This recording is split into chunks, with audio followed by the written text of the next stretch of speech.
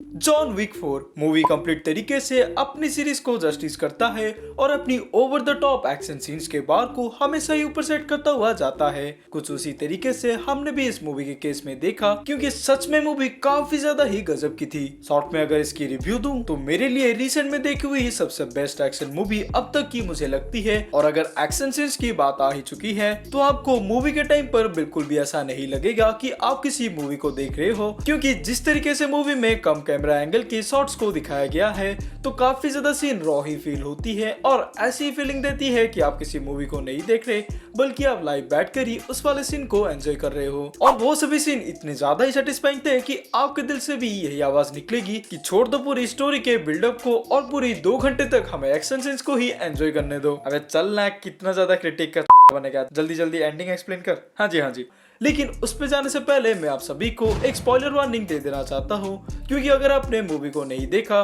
तो आपकी लाइफ की सबसे गजब की एक्सपीरियंस को शायद से मैं गंदी तरीके से स्पॉइल कर दूं। इसीलिए सबसे पहले जाके मूवी को देख के आओ, और वैसे भी अगर मूवी को नहीं देखोगे तो ये वीडियो घंटा ही समझ में आएगा। तो इसी वार्निंग के साथ चलिए जल्दी वीडियो को शुरू करते हैं। आई नो मूवी की एंडिंग काफी ज्यादा ही कंफ्यूजन से भरी थी, यानी कि क्या एंडिंग में जॉन विक मर गया, क्या फ्यूचर में कभी हमें जॉन विक 5 को देखने का मौका मिलेगा, और अगर जॉन विक मर ही गया है तो क्या फ्यूचर में हमें बिना जॉन विक के सीरीज का कंटिन्यूएशन देखने को मिलेगा। इन सभी चीजों का आंसर आज हम इस वीडियो में देने वाले हैं, एक एंडिंग एक्सप्लेन के टच के साथ। बात करते हैं इसके ही एंडिंग के बारे में। तो कंप्लीट तरीके से मूवी की एंडिंग उसी तरीके से दिखाई जाती है जिस तरीके से परफेक्ट वे में डिलीवर करना था, क्योंकि जॉन विक जैसे थ्रू आउट द सीरीज अपनी असासियन जिंदगी से एक रिटायरमेंट चाहता था, उसी वाले सेटिस्फैक्टरी एंडिंग को मूवी डिलीवर करती है। और इसी एंडिंग को तो मूवी के स्टार्टिंग से ही काफी बार टीज किया जा रहा था कि जॉन विक 4 इसी कैरेक्टर का लास्ट आर्क होने वाला है और अपनी पीसफुल लाइफ के तलाश में वो टेबल के ट्रेडिशन के हिसाब से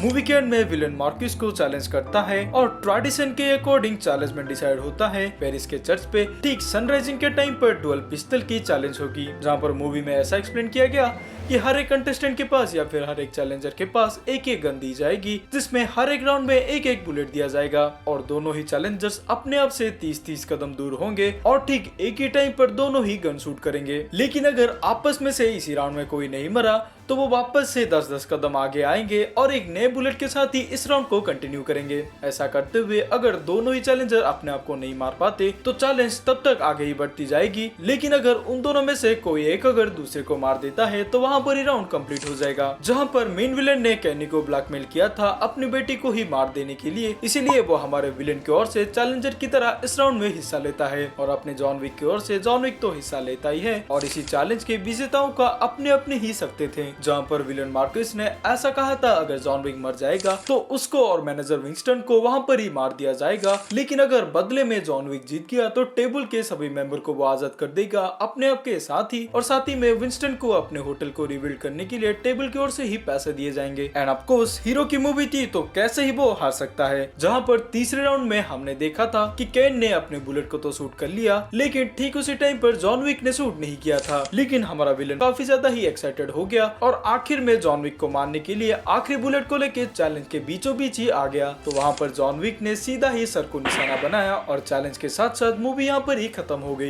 लेकिन throughout the movie John Wick की फिजिकल स्ट्रेंथ को जितना ज्यादा स्ट्रेच किया गया था, और इवन इस चैलेंज को पहुंचने से पहले जॉन विक को मारने के लिए $40 मिलियन का बाउंटी रखा था। तो जॉन विक को मारने के लिए काफी सारे असैसिन इससे ही भिड़ रहे थे और पूरा रात भर ही जॉन विक ने इन सब का सामना किया और अपने आप को डिफेंड करने की कोशिश की, जिसके एंड में जॉन विक के पूरे ही धागे खुल गए थे। तो इतना ज्यादा फिजिकल स्ट्रेस लेने के बाद और इस राउंड में 3-3 बुलेट को खाने के बाद जॉन विक फाइनली अपना दम तोड़ देता है और मूवी के एंड में फाइनली हमें जॉन विक की ग्रेव को ही दिखाया जाता है। जी हाँ, मूवियोलॉजिकल पॉइंट से अगर देखा जाए तो जॉन विक की स्टोरी कंप्लीट तरीके से इसके एंडिंग में डिफाइन होती है, जो कि अगेन एक हार्श ट्रूथ ही रियलिटी के बारे में बताता है कि अगर आप मारधाड़ वाली जिंदगी के अंदर जाओगे और अपनी पीस को ढूंढने की कोशिश करोगे तो आपको पीस तो जरूर से ही मिल जाएगा, लेकिन अपनी जान को ही देकर आपको पीस मिलेगा। तो उसी वाले सेम से एंगल के साथ इस वाले स्टोरी को भी कंप्लीट किया गया एंड इवेंट चैलेंज को जीतने के बाद वो टेबल से भी कंप्लीटली फ्री हो चुका है। तो अगर किसी भी तरीके से पैसे के लालच में आकर जॉन विक 5 की स्टोरी को किसी भी घिसी पिटी स्टोरी लाइन से कंटिन्यू कर दिया किया जाए तो मुझे नहीं लगता है कि स्टोरी इतनी ज्यादा बिलीवेबल फील होगी और काफी ज्यादा स्ट्रेच आउट फील होने लगेगी। मैं तो यही कहूंगा कि चारों मूवीज में जितना भी हमें दिखाया गया वो काफी ज्यादा ही था एक आइकॉनिक सीरीज को बनाने के लिए, और अगर फ्रेंचाइजी जॉन विक 5 को रिवाइव ना करे तो वो ही बेटर चॉइस रहेगा। और वैसे भी अगर जॉन विक 5 की स्टोरी को बनाया जाएगा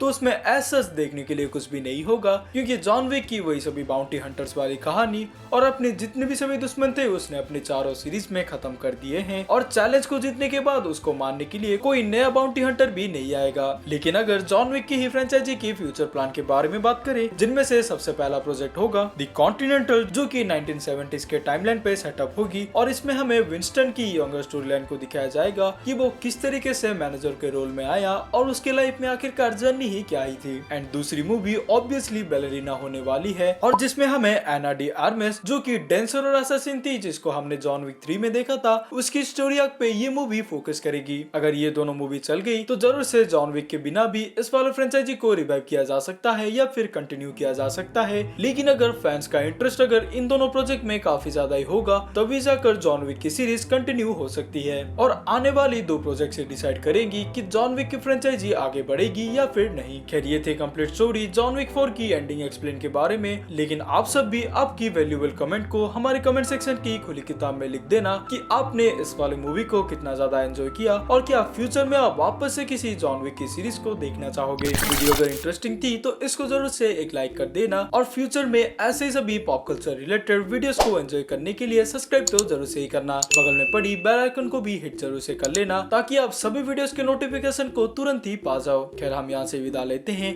लेकिन लौटेंगे किसी दूसरे इंटरेस्टिंग वीडियो में किसी दूसरे इंटरेस्टिंग टॉपिक के साथ। तब तक के लिए आप अपना ख्याल रखते रहिएगा। बाय।